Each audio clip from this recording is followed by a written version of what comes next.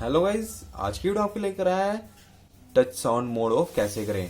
So guys, video starting से video को like करें, चैनल को सब्सक्राइब करें और बेल आइकन दबाना ना भूलें। सो गाइस, वीडियो स्टार्ट करते हैं। तो गाइस, सबसे पहले आपको फोन की सेटिंग ओपन कर लेनी है। फोन की सेटिंग ओपन करने के बाद गाइस आपको नीचे आना है, साउंड का ऑप्शन आएगा, साउंड ओपन कर लेना है। साउंड ओपन करने के बाद गाइस आपको नीचे आना है।